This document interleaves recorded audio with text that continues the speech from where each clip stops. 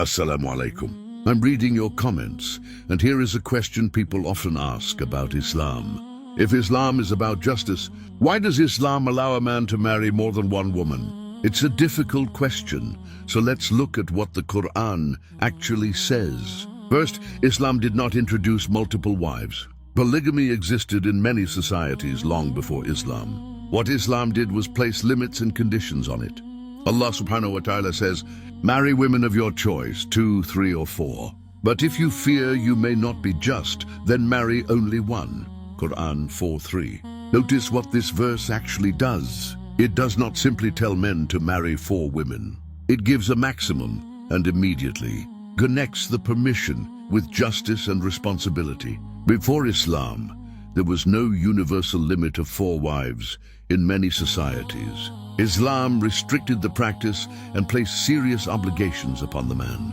A man who marries more than one woman is not simply gaining more rights. He's also taking on more responsibilities. He must provide for his wives and fulfill their rights. He cannot use marriage as an excuse to abandon one wife or deliberately harm her.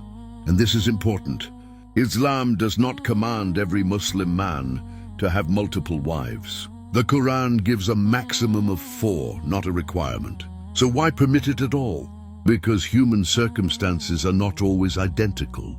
There can be situations involving widows, divorces, family responsibilities, or other circumstances where a lawful marriage can provide rights, protection, and responsibility.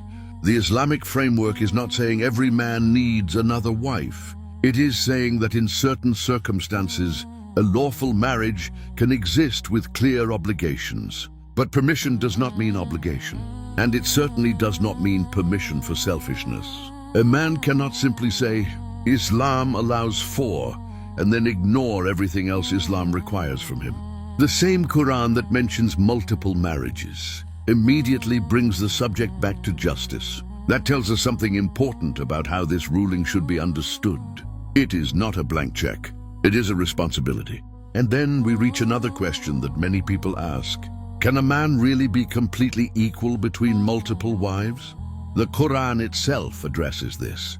And this is where the Quran gives us an important distinction. Allah subhanahu wa ta'ala says, "You will never be able to be equal between wives, even if you strive to do so." Quran 4:129. At first, this may sound like a contradiction. One verse commands justice, while another says complete equality is impossible. But look carefully. Human beings cannot completely control their emotions. You cannot force your heart to feel exactly the same toward every person. But justice in treatment is something you can control. You can control your spending. You can control your time. You can control your behavior. You can control whether you deliberately favor one wife in the rights that belong to her. That is why Allah subhanahu wa ta'ala says, "So do not incline completely toward one, leaving the other hanging." Quran 4:129. The message is clear. You cannot control every feeling inside your heart, but you are responsible for how you treat people. And this is why having multiple wives is not simply a privilege without conditions. It carries serious responsibility before Allah subhanahu wa ta'ala. A man who cannot fulfill those responsibilities should not enter into a marriage he cannot handle. The Quran itself gives the safeguard. "But if you fear you may not be just, then marry only one." Quran 4:3. So Islam does not say every man should marry 4 women.